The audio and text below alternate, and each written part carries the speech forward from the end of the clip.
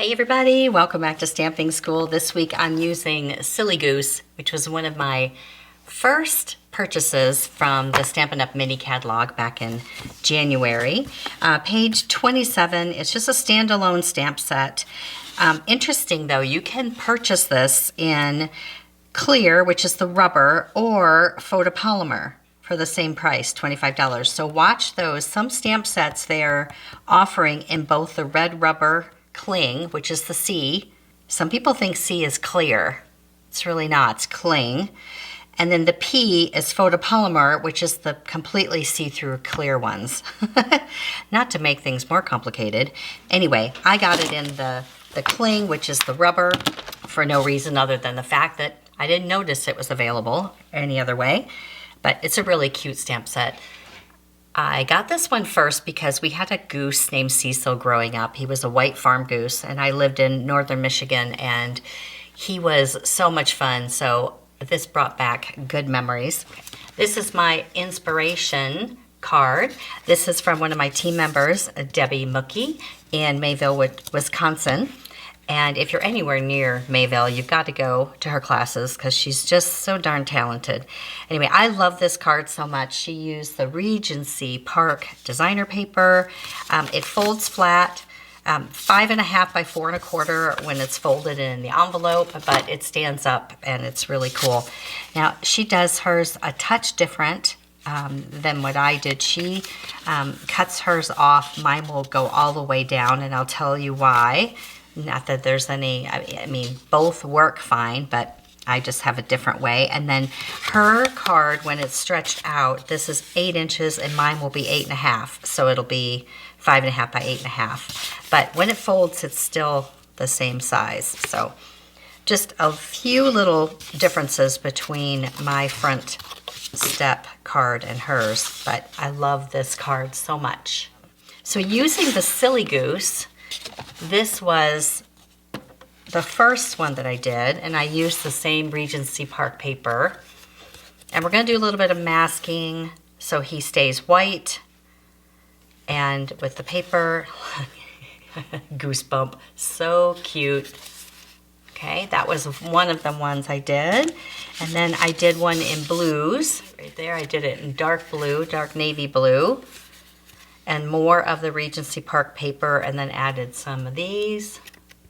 Then I was playing around with the rainy day paper, and I cut this out of the designer paper and added that. Fun.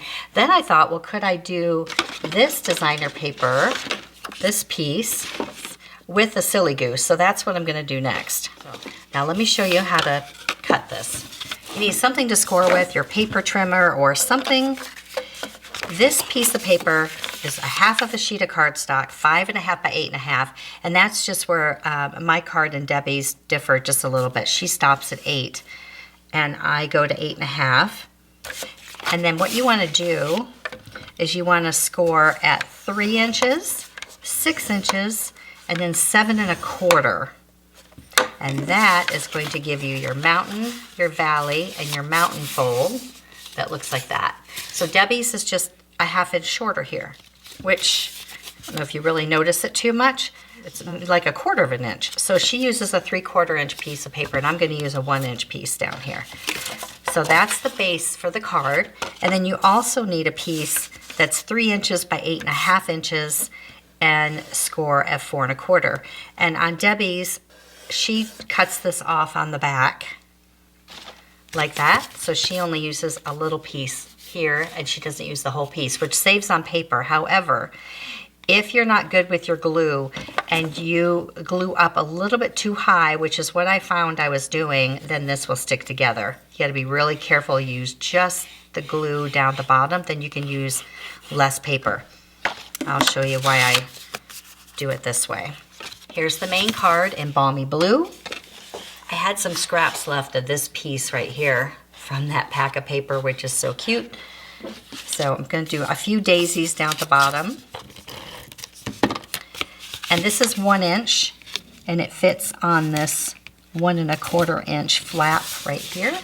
So So it's 1 inch by 5 1/4. You know, all the measurements are in a Word PDF for you, so you can print them out. If you're on YouTube, expand the description, and I put the link there for the PDF for you. And then these clouds.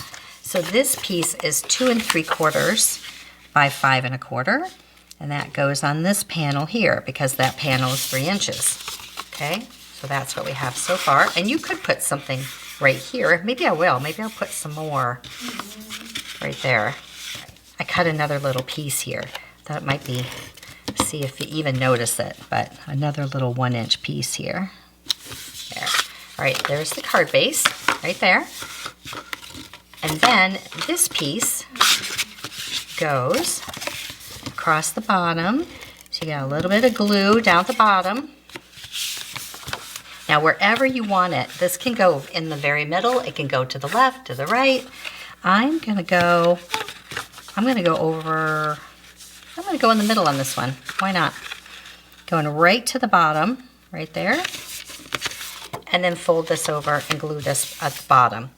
So this is the only reason I have a little bit different from Debbie's. You could cut this off right here and make sure you've got enough room to glue. I just bring it all the way down, just like that. So it's a little heavier, but it's also very sturdy, and you don't have to worry about making sure it's straight, but either way works. This piece right here, this is what we're going to be stamping on with our goose. We're going to mask him. I'm going to stamp him in black ink. I'm going to do, we'll do the birthday one since it's right here. And stamp him right about here. Now, you could just leave it white, but if you like this look where he's got a blue glow around him, but he's white, then we need to do a little masking.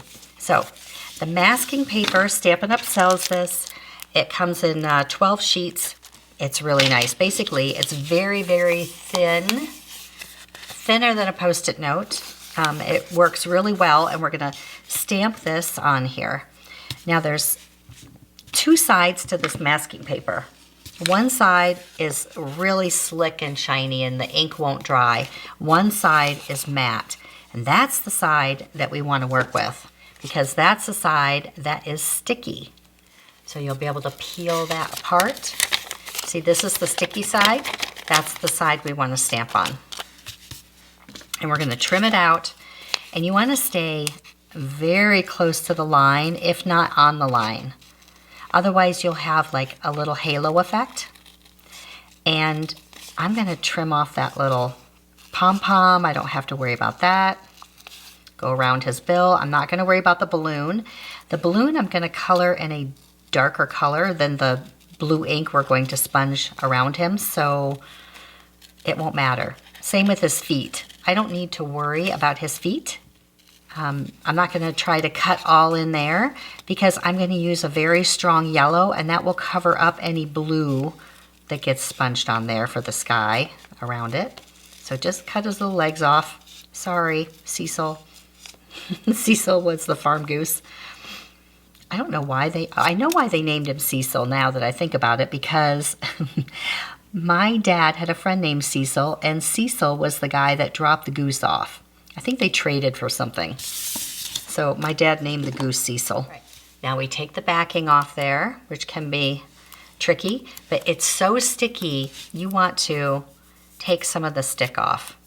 It's really, really sticky. You don't want to tear your paper. So I just do that on my pants, on my sweater. You want it to be sticky, but not so sticky that you can't get it off. So this is the masking part. We're going to cover up Cecil here. You guys are getting to know my farm animals because we had Bobby the rooster, and now you know about Cecil the goose. Okay, there we go. So cover that up. I've got my brush, a sponge dauber. Just use a light hand. And you don't want to go back and forth like this because this will come up. All right, you want to start in the middle and just feather out, just like that. And you don't want too much. It's amazing how much you think nothing is happening. And boy, it really does darken up quickly. And it might not even show on here, but it's there.